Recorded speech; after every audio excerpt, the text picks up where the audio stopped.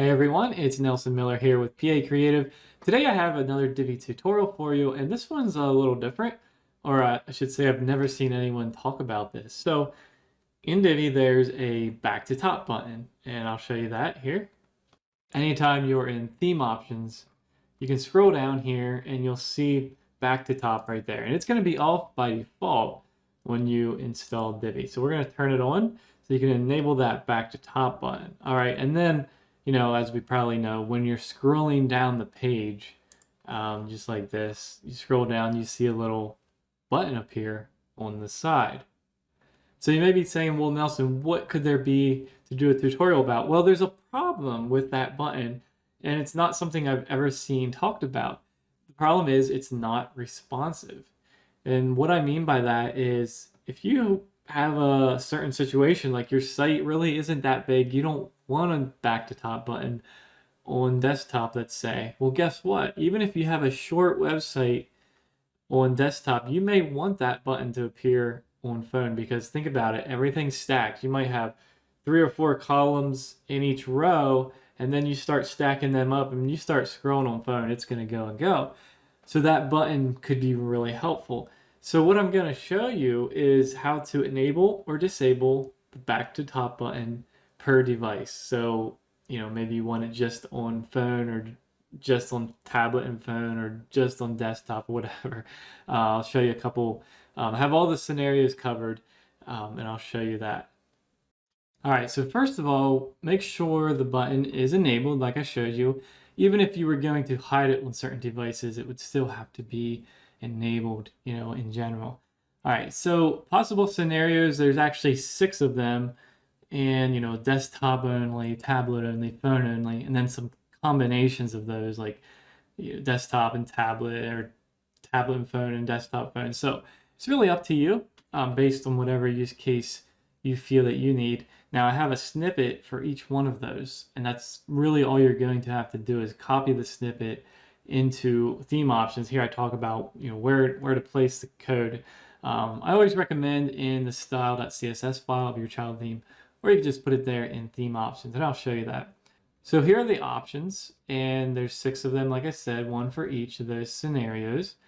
Let's see, which one should we do? Let's do show on phone only, or let's see, yeah, that's fine. We'll just pick that one.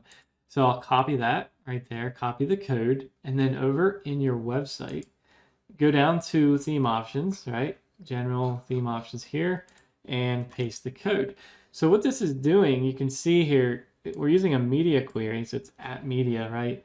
And then it's saying min width, and then 768 pixels.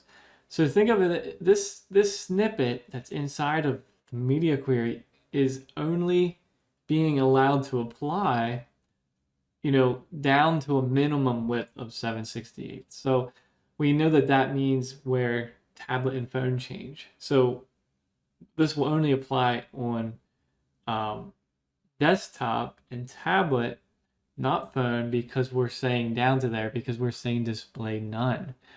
So to show it on phone, we're displaying none on tablet and desktop. All right, hope that makes sense. In fact, let me show you that. I'll just save it, and you'll see for yourself. Okay, so you remember here before when we'd scroll, the button would come up, right? What's not coming up now.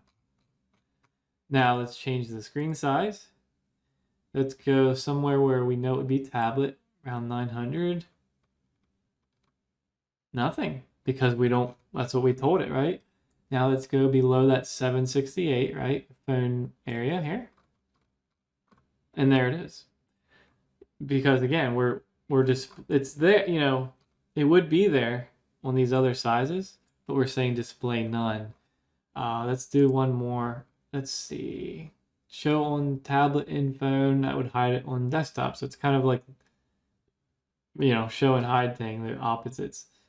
Let's see. I guess the other one might be like, if you would probably, where this would probably apply the most would be, well, hiding it on desktop, which means show on tablet and phone. The only thing that would be different at this snippet than the one that I just did would be the pixel value. So here it's 980 instead of the 768. So now we're saying we want it to be hidden on desktop still because we're going down to the min width, but we don't, we want that button to appear on tablet also, tablet and phone. So let's check that. Okay, if we're at desktop, nothing, and then I'll go in here and it's there now. All right, so that's really the gist of the tutorial, getting the right snippet that you want and putting it there in your website. Now, I don't want to upsell too much, but we do have this built into our Divi Responsive Helper. We call it the Ultimate Responsive Toolkit for Divi. It has, I don't know, I think 50 some settings related to Divi. Here, I'll just show you what I mean. There's a setting for it. So when you have the plugin installed, we add a new tab here, Divi Responsive Helper. And then there's all these different things: preview size, window fixer, column stacking, text sizes menu, media queries, layout, and miscellaneous. So it's actually here in miscellaneous because I didn't know where else to put it. But one of the things here, back to top button visibility. So right here is all these options. So like what the last one that we did there, we want it to show on tablet and phone. You could just select it just like that. All right, so it's really that simple. Save the changes and you're done. All right, so this is kind of a different tutorial. Let me know if you thought that it was interesting and helpful, and kind of if you have any other ideas, tutorials. I mean, I have tons. I'm always scheduled, believe it or not, about a year ahead. I know it sounds crazy. But let me know if you have suggestions, and if you like this kind of thing, you know where to find me here on YouTube and on our blog. Every single week we release a tutorial like this. All right, well, we'll see you all in the next video.